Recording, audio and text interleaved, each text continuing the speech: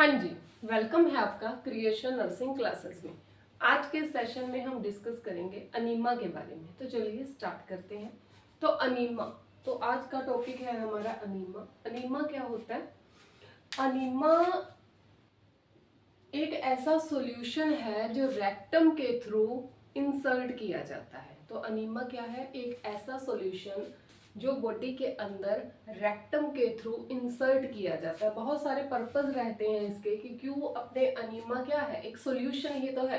जैसे NaCl solution है, उसी तरह से अनीमा भी क्या है, एक सॉल्यूशन होता है। तो enema is introduction of fluid. तो फ्लूइड का इंट्रोडक्शन करना कहाँ कर रहे हैं? Into lower bowel. जो अपना लोअर बावल में क्या आ गया? अपनी लार्ज इंटेस्टाइन, यानी कि जो रेक्टम है वो आ गया, एनस आ गई। Lower bowel through the rectum, तो लोअर बावल अपना लार्ज इंटेस्टाइन हो गया और जो अपनी एनस है, रेक्टम है, ये पोर्शन हो गया। तो रेक्टम के थ्रू क्या करेंगे? लोअर बावल यानी कि इंटेस्टाइन, लार्ज इंटेस्टाइन के अंदर अपने क्या करते हैं? सॉल्यूशन को इंसर्ट करते हैं। फॉर द पर्पस, क्यों करते हैं? एक तो क्लींजिंग, अगर हमें जो कोलोन है उसकी सफाई करनी है तब करेंगे। मेडिकेशन देनी है कोई, उसके लिए करेंगे, या फिर नरिशमेंट प्रोवाइड करवानी है। तो तीन पर्पस है इसके मेनली। क्लीन करने के लिए कोलोन को, कोई मेडिकेशन देने के लिए, या फिर नरिशमेंट देने के लिए। तो ये कहलाता है अनीमा। सिंपली बोले, अनीमा क्या है? एक ऐसा सॉल्यूशन है जो रेक्टम के थ्रू जो अपना कोलोन है या लार्ज इंटेस्टाइन है उसके अंदर इंसर्ट कर दिया जाता है, तो वो कहलाता है अनीमा। अब बात करें इसके टाइप्स की, तो टाइप्स होते हैं इसके टू। एक होता है रिटेन्ड अनीमा, दूसरा होता है इवैक्यूएंट अनीमा। क्या होता है ये रिटेन्ड अनीमा? रिटेन्ड अनीमा मतलब ऐसा अनीमा जो सॉल्यूशन हमने रेक्टम के अंदर इंसर्ट कर दिया, इंसर्ट करने के बाद वो कुछ टाइम बाद अपना इफेक्ट शो करेगा, तो वो कहलाएगा रिटेन्ड अनीमा। मिनिमम इसे टाइम लगता है 15 मिनट का, तो कम से कम 15 मिनट लगेंगे इसे अपना जो एक्ट है या अपना एक्ट शो करने के अंदर। इवैक्यूएंट अनीमा क्या होता है? इवैक्यूएंट मतलब हमने दे दिया अनीमा, विद इन मिनट, कुछ ही मिनट्स के अंदर ये क्या करेगा? अपना वर्क करना स्टार्ट कर देगा, अपना एक्शन करेगा। तो ये कम से कम टाइम लेता है 5 मिनट। तो रिटेन्ड अनीमा जो रेक्टम के अंदर रहने के बाद कुछ टाइम वहां रहेगा सॉल्यूशन, उसके बाद अपना इफेक्ट शो करेगा। और इवैक्यूएंट जैसे ही हमने इंसर्ट किया, विद इन मिनट्स ये क्या करेगा? अपना वर्क करना स्टार्ट कर देगा। तो रिटेन्ड और इवैक्यूएंट आगे सब टाइप्स हैं इसके, कि रिटेन्ड होता है स्टिमुलेंट टाइप का, न्यूट्रिएंट टाइप का, इमोलिएंट, सिडेटिव्स एंड लास्ट है एनेस्थेटिक। तो ये रिटेन्ड अनीमा के टाइप है। जो इवैक्यूएंट है वो रहता है तीन टाइप का। पहला सिंपल इवैक्यूएंट अनीमा, दूसरा होता है मेडिकेटेड, एंड थर्ड होता है कोल्ड अनीमा। तो इसमें जो मेडिकेटेड है उसके सब टाइप्स आ जाते हैं कि purgative enema, astringent, anthelmintic enema, carminative and oil enema. तो ये जितने भी टाइप्स हैं अनीमा के, इनका यूज होता है अलग अलग पर्पस के लिए। तो क्या पर्पस रहते हैं अनीमा के कि हमें जो अनीमा है वो क्यों देना चाहिए?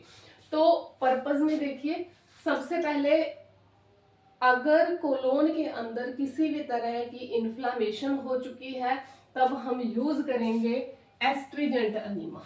जो अपना कोलोन है वहां किसी भी तरह की ब्लीडिंग हो रही है या वहां इन्फ्लामेशन हो रही है, म्यूकस मेम्ब्रेन रप्चर हो चुकी है, तब जो अनीमा यूज किया जाता है उसे बोला जाता है एस्ट्रिजेंट अनीमा। तो इसका मेन क्या है? इन्फ्लामेशन को रिलीव करना, या फिर बोले कि ब्लीडिंग को कुछ टाइम के लिए ये क्या करेगा? स्टॉप कर देगा, रोक देगा। तो ब्लीडिंग को रोकने के लिए और इन्फ्लामेशन को रिलीव करने के लिए जो अनीमा यूज किया जाता है उसे बोला जाता है एस्ट्रिजेंट अनीमा। फिर आता है न्यूट्रिएंट। कुछ न्यूट्रिएंट्स यानी कि जो होते हैं उन्हें एडमिनिस्टर करने के लिए अपने यूज करते हैं अनीमा। कौन सा अनीमा? न्यूट्रिएंट अनीमा का यूज किया जाता है। किस कंडीशन में?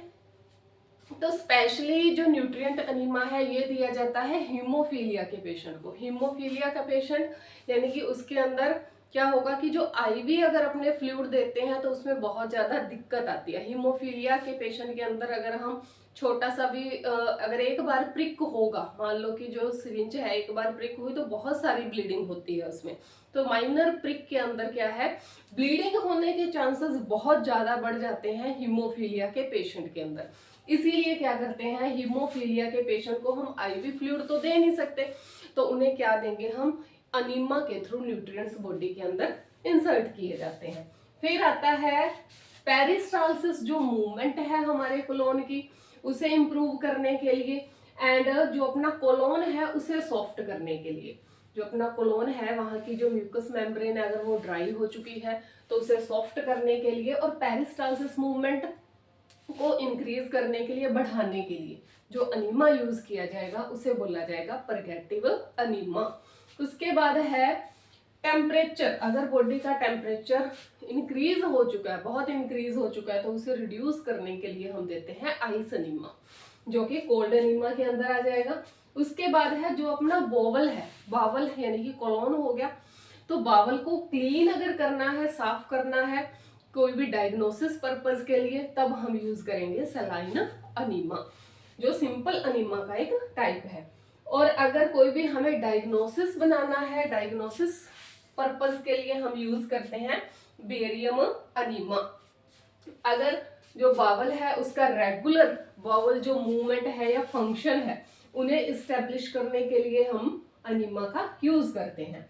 जो यूटेराइन कॉन्ट्रैक्शन है, यूटेराइन कॉन्ट्रैक्शन को भी स्टिमुलेट करता है। डिलीवरी से पहले अगर यूटेराइन जो कॉन्ट्रैक्शंस है कम आ रहे हैं तो उन्हें इंक्रीज करने के लिए जिस अनीमा का यूज किया जाता है उसे बोला जाता है simple enema, sorry uterine contraction को स्टिमुलेट करता है, स्टिमुलेंट अनीमा। इसके बाद यहाँ गलत लिख दिया, तो इसे स्टिमुलेंट अनीमा बोलते हैं, जो क्या करेगा, यूटेराइन कॉन्ट्रैक्शंस को इंक्रीज करेगा, स्टिमुलेट करेगा, ठीक है, स्टिमुलेट करता है, इंक्रीज नहीं करता, स्टिमुलेट करता है। अगर फिकल मटेरियल जो है वो हार्ड हो चुका है, हार्ड होगा तो यानी कि कॉन्स्टिपेशन, तो कॉन्स्टिपेशन से रिलीव के लिए जो अनीमा हम यूज करते हैं उसे बोला जाता है ऑयल अनीमा। तो ऑयल अनीमा देते हैं हम कॉन्स्टिपेशन से रिलीव के लिए।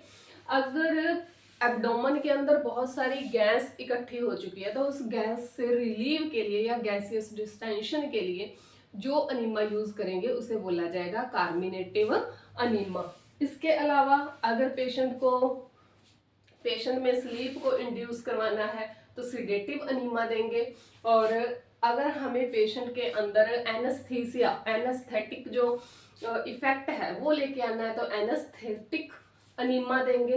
एंड लास्ट रहता है अपना एंटी हेलमेंथिक, अगर कोलोन के अंदर वोम हो चुके हैं बहुत सारे तो उन वोम्स को किल करने के लिए जो अनीमा हम यूज करेंगे उसे बोला जाएगा एंटी एंथेलमेटिक अनीमा।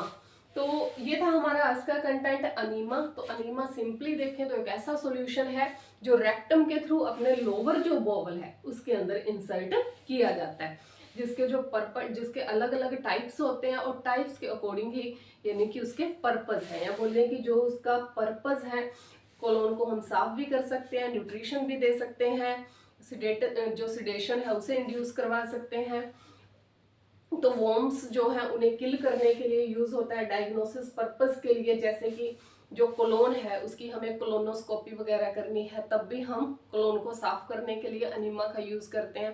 तो ये था हमारा आज का कंटेंट अनीमा। उम्मीद है आपको हमारा आज का ये कंटेंट बहुत ही अच्छा लगा होगा और अच्छी तरह से समझ आया होगा। Thank you so much.